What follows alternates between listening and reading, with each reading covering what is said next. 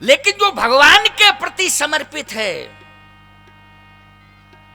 मैं निश्चित रूप से यह मानता हूं कि उसे कष्ट नहीं होना चाहिए। क्यों? वो भगवान की इच्छा में अपनी इच्छा मिला देता है कि संपत्ति मिल गई, भगवान की इच्छा। गांव अच्छा मिल गया, भगवान की इच्छा। क्यों भाई?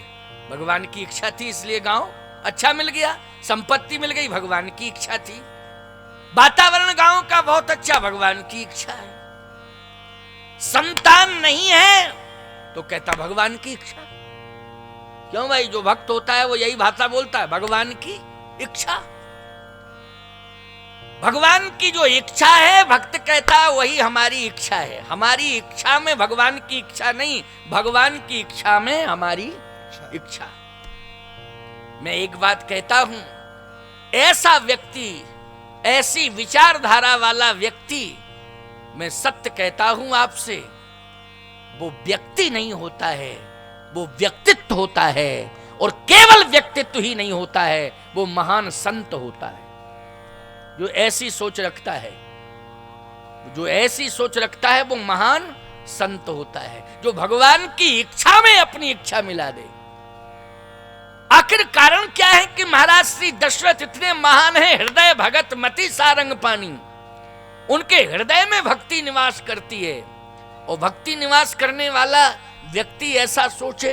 और एक और आश्चर्य की बात है, वाल्मीकि रामायण में प्रमाण मिलता है कि महाराज श्री दशरथ जिस दिन रो रहे थे कि भाई गलानी मोरे सुत नाई, उस दिन उनकी 60,000 वर्ष की आयु थी। 60,000 वर्ष की आयु। क्यों भैया? अगर 60 साल का बूढ़ा बैठा रो रहा हो और मोहल्ले के लोग पूछें क्यों रो रहे हो, कहे इसलिए कि संतान नहीं हुई अभी तक। तो लोग यही कहेंगे अब बूढ़े हो गए हो, तुम संतान का चिंतन कर रहे हो कि भगवान का चिंतन कर रहे हो? अरे 60 साल के बूढ़े हो तो रो रहे हो, संतान के लिए नहीं रोना चाहिए। उस समय यदि कोई पूछे क्यों रो रहे हो, तो यही कहना चाहिए भगवान के लिए रो रहा हूं, मुझे भगवान नहीं मिला। बोलो, यही शब्द होना चाहिए कि नहीं? प्रशंसा का पात्र बन जाएगा कि नहीं? सम्मान भी मिलेगा और प्रशंसा भी होगी। और यदि वो बूढ़ा कह दे कि संतान के लिए रो रहे, तो बोलो अपयश का पात्र बनेगा, उपहास पूरे गांव में होगा कि नहीं होगा कि देखो ये बूढ़ा क्या सोच रहा है संतान के लिए। अरे 60 साल की उम्र हो गई। मैं एक बात कहता हूं, मन को एकाग्र करना, बड़ी सुंदर बात बताने जा रहा हूं, क्योंकि आप श्रोता हैं लेकिन बहुत अच्छे श्रोता हैं। श्रोता तो सब जगह ही मिलते हैं, मुझे कथा जहां होती वहां श्रोता मिलते हैं, लेकिन सुंदर श्रोता वही है जो बिल्कुल मन को एकाग्र करके कथा सुने, श्रद्धा पूर्वक सुने, वही सबसे सुंदर श्रोता। आप सुंदर श्रोताओं की कोटि में हैं, क्योंकि आप बिल्कुल मन को एकाग्र किए हैं। कभी कभी व्यवस्था से संबंधित थोड़ा सा ध्यान इधर उधर हो जाता है, लेकिन वो व्यवस्था के लिए होता है, वैसे नहीं होता है। 60,000 वर्ष की आयु महाराज श्री दशरथ की,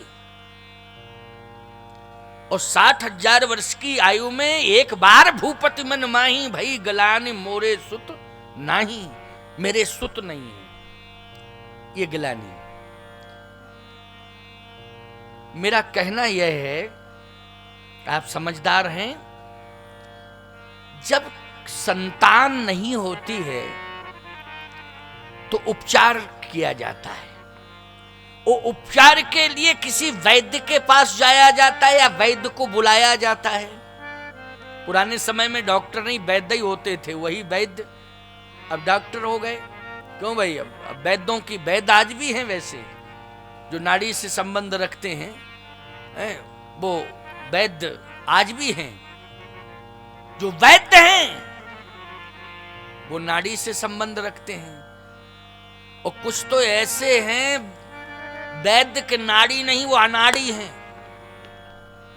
है वैद्य, कहते हम वैद्य हैं, लेकिन वो नाड़ी जानते ही नहीं है कि क्या होती है।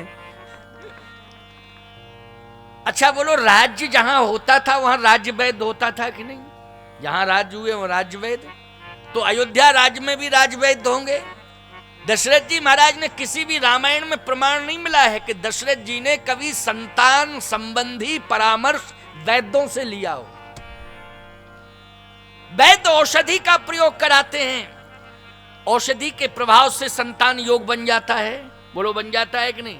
जैसे आजकल डॉक्टरों के पास आप जाते हैं तो डॉक्टर उपचार बताते हैं, औषधियां बताते हैं, दवा बताते हैं, उससे संतान का योग बन जाता है। लेकिन महाराज श्री दशरथ अगर संतान के लिए रो रहे थे तो वैद्य को क्यों नहीं बुलाया उन्होंने? वैद्य से सलाह लेनी चाहिए थी, औषधियां लेनी चाहिए थी। और 60,000 वर्ष की आयु में ही संतान के बारे में क्यों सोचा? जब 30,000 वर्ष की आयु आगे क्रॉस हुई थी तभी सोच लेना चाहिए था। बोलो भाई, लेकिन 60,000 वर्ष की आयु पर ही क्यों सोचा ऐसा? कारण क्या है? कारण यह है प्यारे कि महाराज श्री, और ऐसी कंडीशन में महाराज ने सोचा है जब मृत्यु योग बन रहा था। समझ लेना, मृत्यु योग बन रहा था। ठीक 15 साल बाद महाराज की मृत्यु हो गई। 15 वर्ष बाद नहीं, सॉरी, 15 वर्ष बाद नहीं, 27 वर्ष बाद महाराज की मृत्यु हो गई। जब ये सोचा, 60, उस समय 60,000 वर्ष की आयु थी, लेकिन ठीक मृत्यु 27 साल बाद महाराज की हो गई। 27 साल, इसका मतलब है कि मृत्यु योग बनने लगा था। मृत्यु योग बनने लगा था। 27 वर्ष की अवस्था तक महाराज, 27 साल तक महाराज और जीवित रहे। 27वें वर्ष में महाराज की मृत्यु हो गई। लाखों लाख वर्ष तक जीने वाला व्यक्ति केवल 27 वर्ष और जिया मात्र। जिस दिन सोचा 27 साल और जिए महाराज। तो जो मरने की योजना जिसकी परमात्मा बना रहा हो वो संतान के लिए सोचे बुढ़ापे में। बोलो भाई, मरने की योजना कब बनती है? वैसे तो प्रारब्ध अनुसार परमात्मा बनाता है विधान कब किसका बना दे, लेकिन बुढ़ापे में ही जब व्यक्ति बूढ़ा होने लगता है तो उसके मरने की योजना तैयार होने लगती कि नहीं? जल्दी बोलो। जब बूढ़ा होने लगता है तो उसके मरने की योजना, और व्यक्ति भी समझ जाता है कि हमारी योजना तैयार हो रही है, अब हमको जाना ही पड़ेगा। बोलो भाई, जाना ही पड़ेगा। लेकिन महाराज श्री दशरथ उस समय क्या सोच रहे हैं? एक बार भूपति मन माही, भई गलानी मोर सुत नाही। गलानी है कि मेरे सुत नहीं है। और बुढ़ापे में ऐसा क्यों सोच रहे हैं? और यदि सोच रहे थे तो किसी वैद्य को क्यों नहीं बुलाया गया?